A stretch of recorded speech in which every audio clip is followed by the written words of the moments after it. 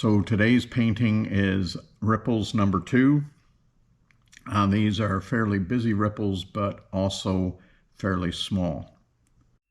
So we are starting with a dirty palette. We have some magenta here that we're going to use a little bit to get some purples, but I have added the warm red. It's a pyro red medium, or pyro red light. Doesn't really matter as long as you got the yellow and the red. There's ultramarine blue, and we're going to have to put down some white. And I think right now we'll just use the liquid white just because it's so much faster just to squeeze it out rather than get a palette knife out and take it out of the jar. So we're going to start by laying down the orange base color. So we want a that's way too much red. The one thing you got to remember is the red is brutally strong compared to the yellow. So I'm actually going to rinse that brush because I don't want that control how much red. This is probably not enough yellow, but we'll start. And then just creeping in that red, just because it can very quickly take over that orange. And I think that looks pretty good. So we've put in just a quick drawing so we know where to focus, getting the sky in the right color. I think that's probably enough of that, but we're just going to lay down some, this is primary yellow. Actually, it's an airlight yellow medium. Primary yellow, often what they call primary yellow, is a little bit tinted orange, which is beyond me why you would do that. If you're looking for a true primary yellow, it should have no bias in any direction, certainly not towards the orange. That when you do that, you can limit the potential greens that you can get. So we're working in both directions at the same time, which, if you're not a fast painter, you might choose to do the sky first before you fret too much about getting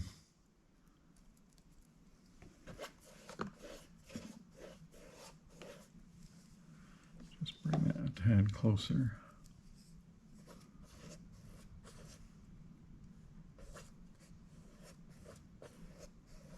And you can see how transparent the orange and yellows are, because you can see that line still through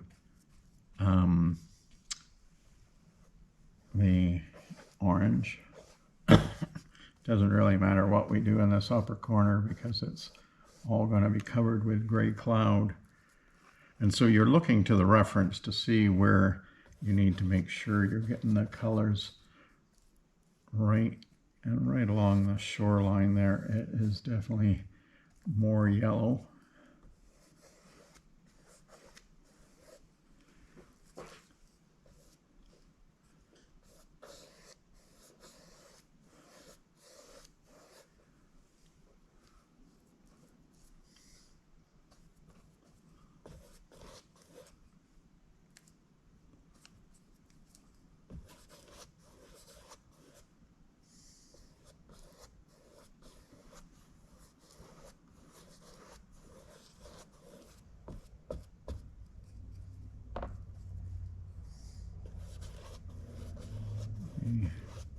Really don't need to cover as much of the canvas as we are covering, but when you do cover the whole thing, it just gives you freedom when you're doing the rest of it to move things around. I think I'm going to push that orange a little bit more in through there into much redder. Let's get in more red. Now this is, I have to take into account that I'm mixing into the colors that are already down there.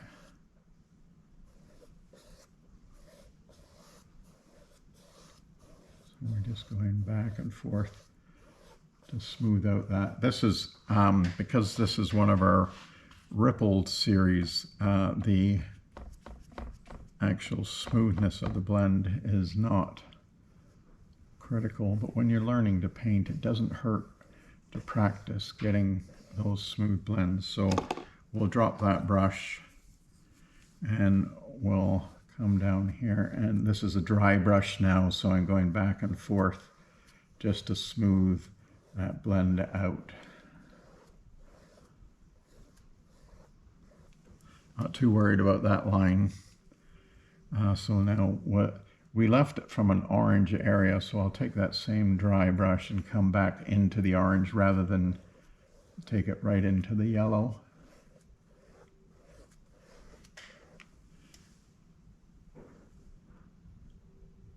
And we're going to need quite a bit more yellow up in there. We might as well put it in now. We'll definitely put more in when we're starting working on the sun.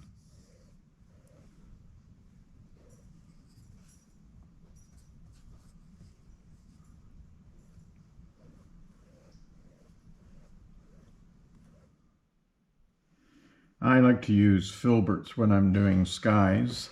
And I didn't work in the cloud in the wet and wet stage because the purples or grays are going to easily desaturate the yellows. So I wanted to keep the yellows and oranges pretty clean. So we're just going to start, we've got some gray happening over here, so we'll just bring in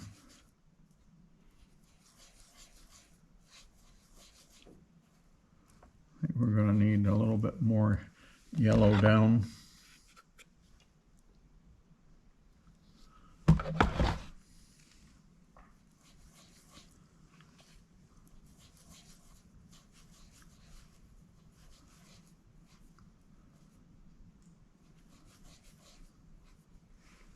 So we're just going to take a feel, like this looks very light there, but when you get it down on that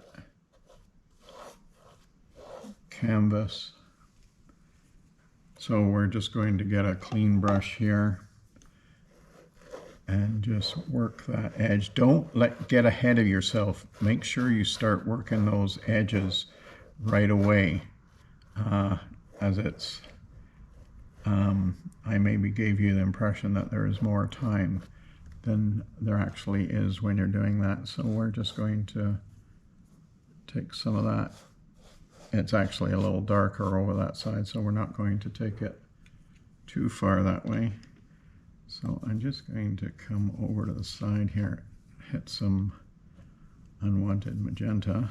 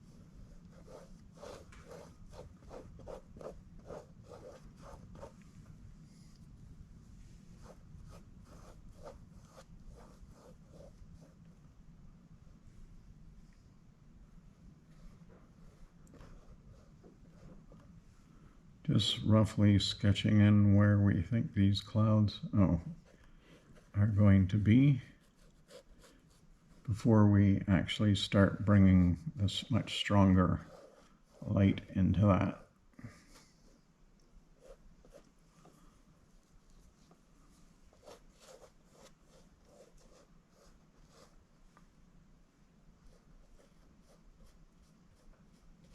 So we're going to start putting that sun in right now. So initially we're going to start with the straight yellow light.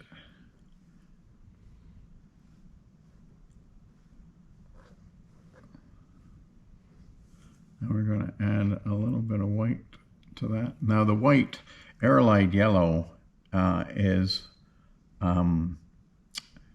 a fairly transparent yellow. If you want a good opaque yellow, and it's only opaque so far, just because it's yellow, you can buy bismuth or cadmium. Both are quite expensive.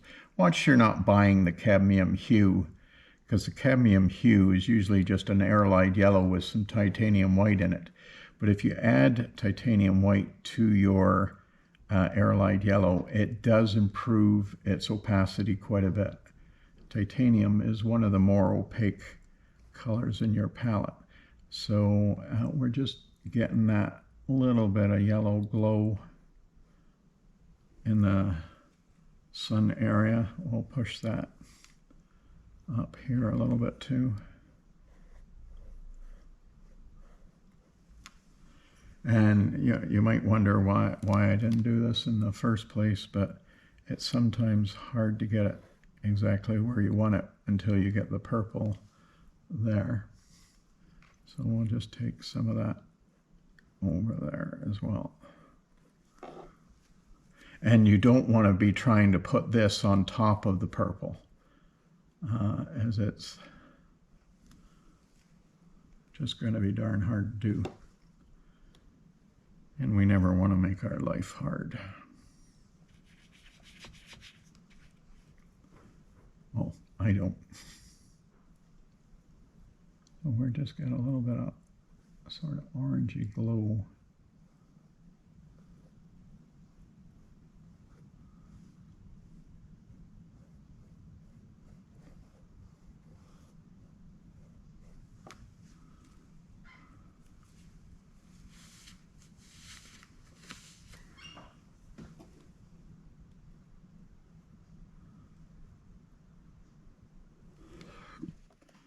So I've let that dry up, certainly to the touch. And so now we're just going to put that pure white in. And the only place we'll use the pure white is right where the sun is.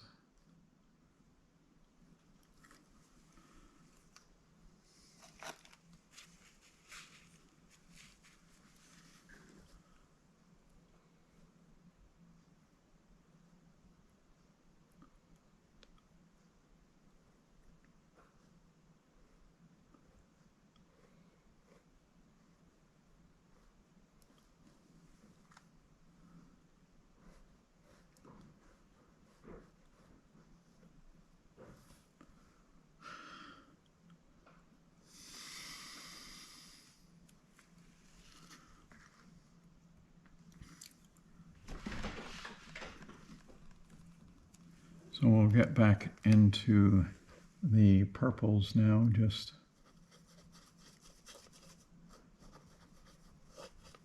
doing a little bit more detail in the clouds.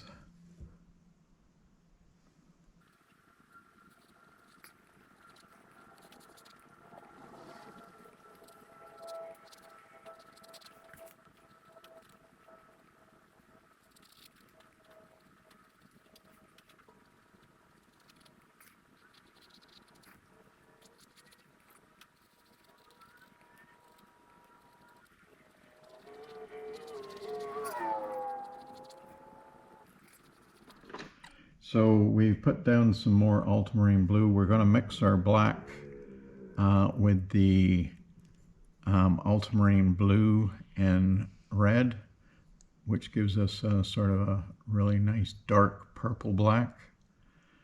And the red is a lot stronger than the ultramarine, so you're going to use more ultramarine to get it into the darker side. The ultramarine is also darker to start with, so it does help it make it a little darker. So we're just going to come in here. And one of the nice things about laying this dark down fairly early is it gives you a sense of how much light you're getting because of the light-dark contrast. Quite often when you're looking at a painting and you're thinking, oh, it needs to be lighter, lighter. It doesn't actually need to be lighter. What it needs to be is adjacent to something darker.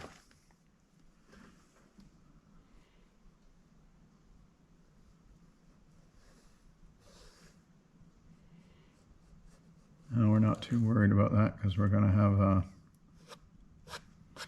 peninsula coming off the end there.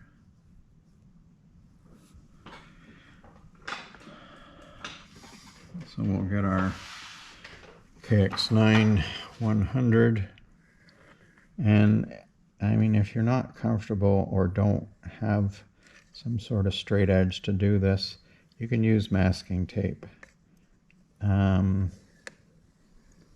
This doesn't have to be bang on smooth. We're smoothing out any big globs of paint there.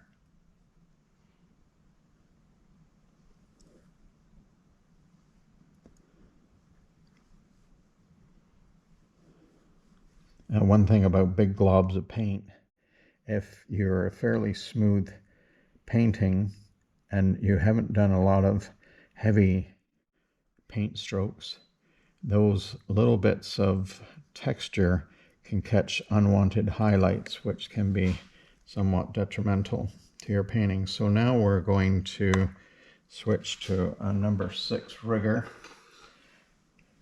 and we're just going to put that very fine wind line at the back.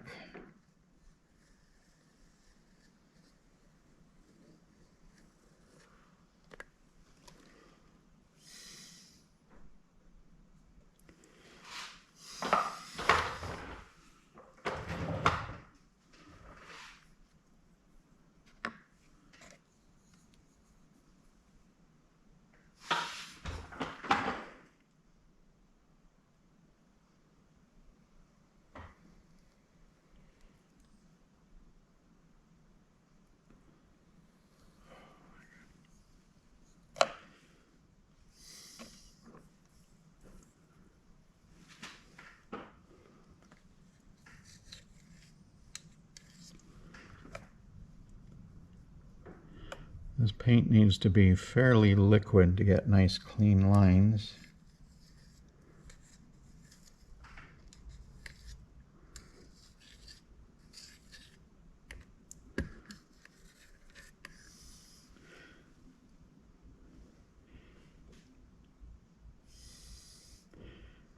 We're not going to get into the fine lines blending into the oranges just yet, and we'll let that dry.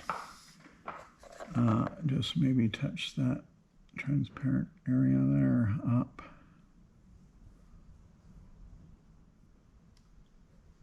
So we're making sure this is pretty much right below the sun.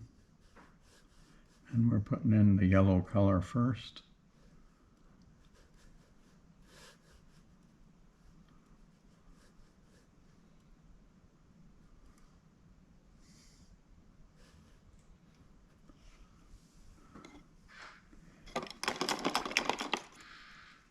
This is just to sort of give us an idea of where things are. Now, I'm going to let's use a white chalk, it'll be easier for you to see. So I'm going to make these trees a little bit taller. And so this is probably where the water line is on this little peninsula. So we're going to stretch that down. It's not really showing all that well.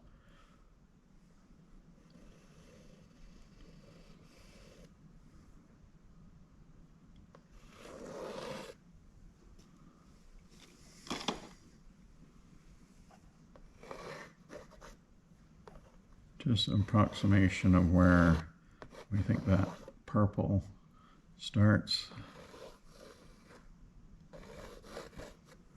Okay, so I think I'm going to start by putting these trees in.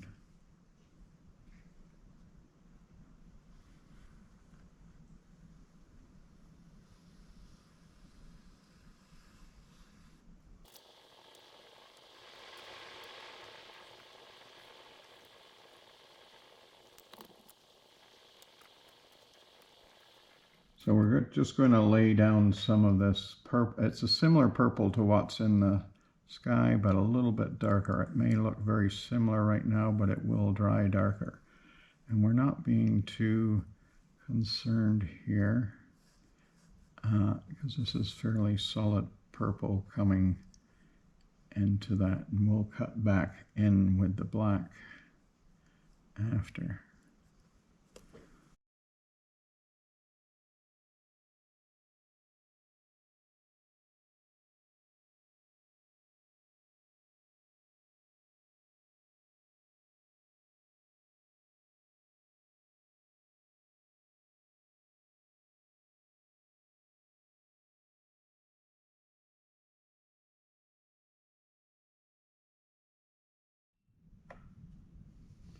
Now when you're putting these ripples in, it's important to pay attention to the grouping. You don't have to get it exactly the same, but don't just do a whole series of random lines. They need to connect and group together to look somewhat natural. I mean, ripples can do just about anything, but if you're really good looking, you'll see how they look in the reference. That will go a long way to improving your natural appearance. It's very easy to let your brain take over what you're doing here. And don't worry about getting everyone down. We can come back and add more as we progress in the painting.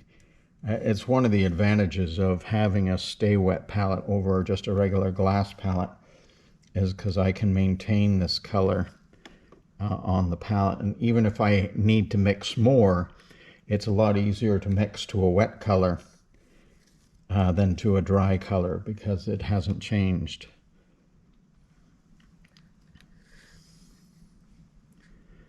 Meaning it hasn't darkened.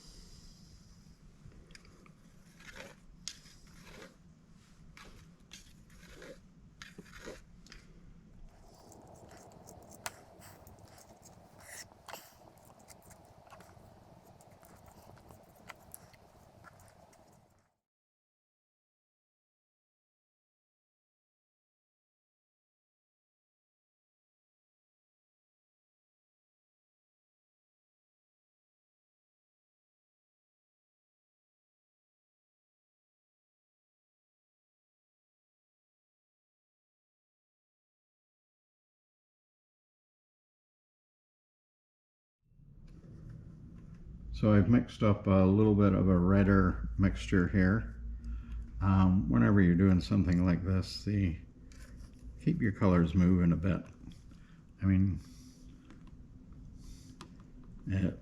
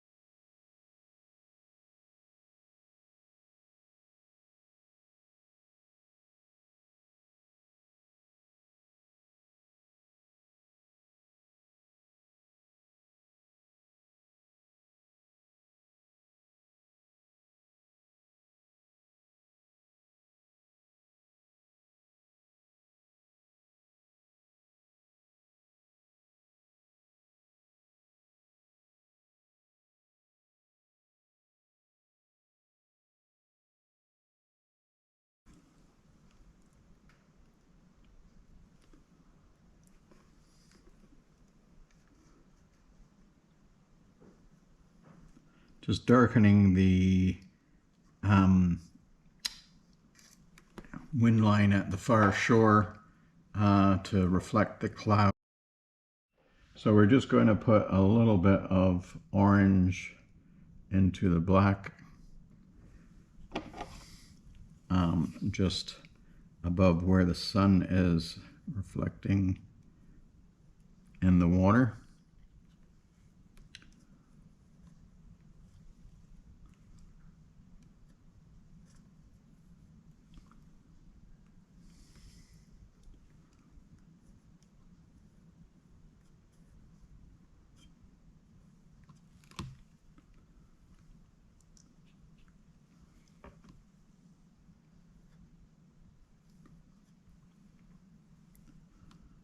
Take some of that paint off the brush.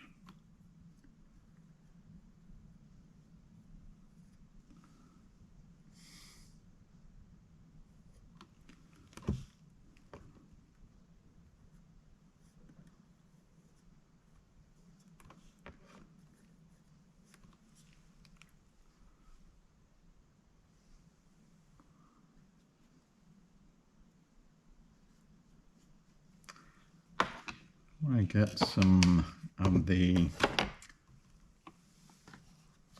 bismuth yellow down, just because that aerolite yellow is really not cutting it as far as laying down on the orange. Now the pyro red is not particularly one for opacity, but it's going to be very little.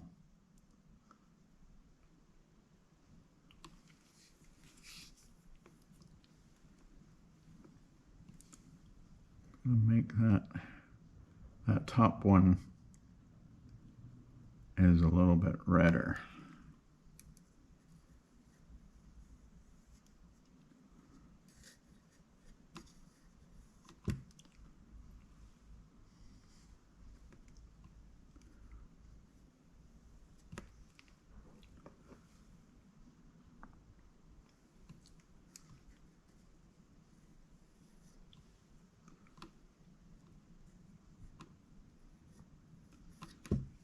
It's an expensive color, but it's well worth the money when you need it.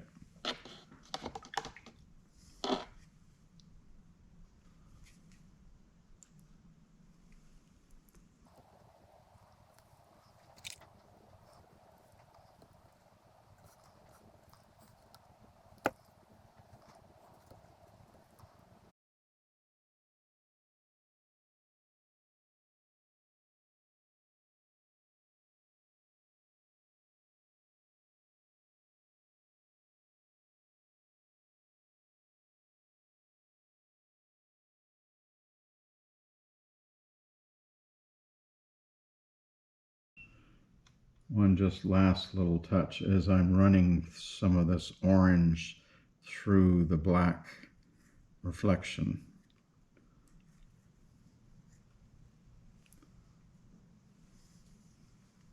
That's using the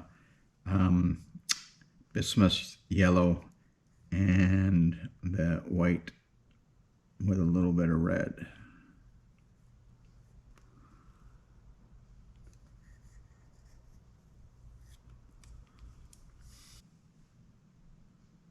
So I think we're going to call this done. The next one on ripples is going to be on larger ripples or more gentle rippling in the water.